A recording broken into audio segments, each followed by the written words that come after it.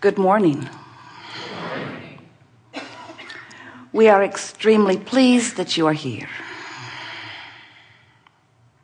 It is good to come together for the purpose of co-creating.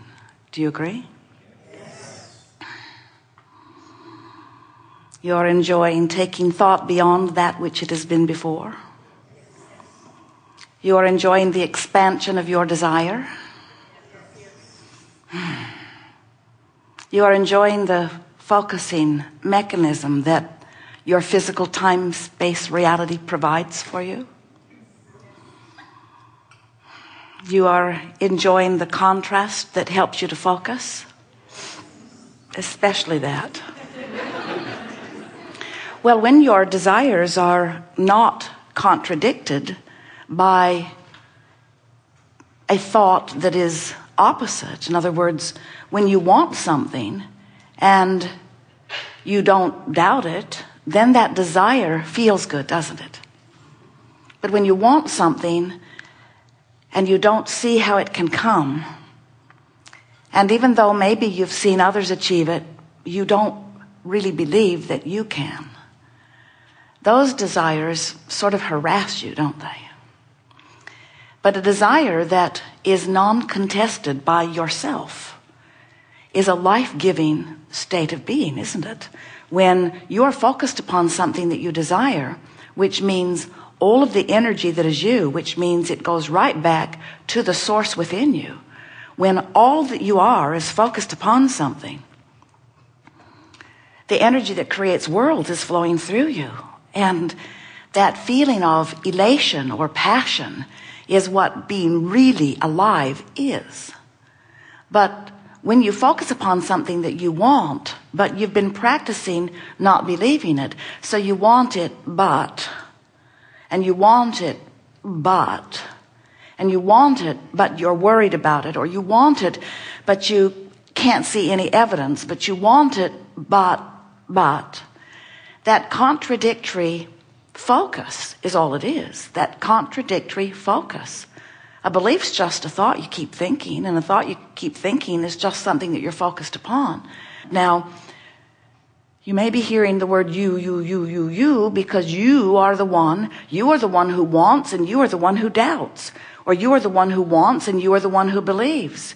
You are the one who focuses on what you want, and you are the one who may be focused in opposition, but you are the one. You are the only one who can decide what you want, and you are the only one who can thwart it. Often you say, oh, no, it is not me thwarting this desire. It's the economy.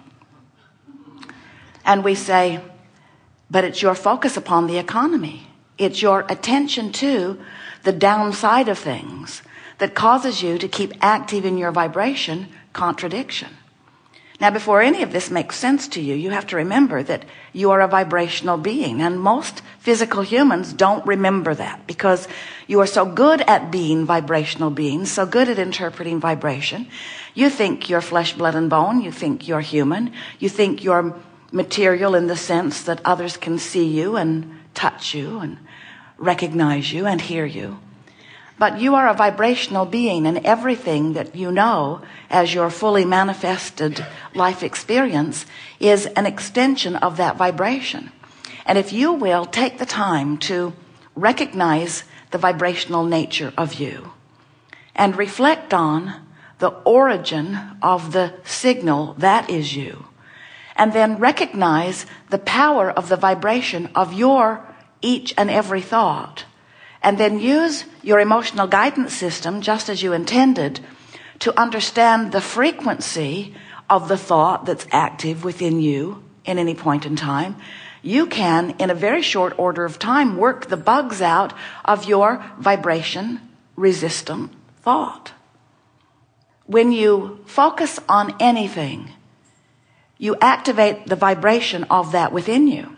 But the thing that is throwing many of our physical friends, the thing that makes it, in the beginning at least, a little bit confusing, is that every subject is really two subjects. So often, when you think you're thinking about the relationship you want, because you're thinking about a partner. You're thinking about love. You're thinking about maybe homemaking, maybe family. Since the subject of relationships is really two subjects, what is wanted and lack of it, sometimes when you think you're thinking about the relationship you want, you're actually thinking about the opposite of it. You're thinking about the absence of the relationship you want. Sometimes when you would swear that you have been thinking about the money and the progress in your business that you want, you've not been doing that.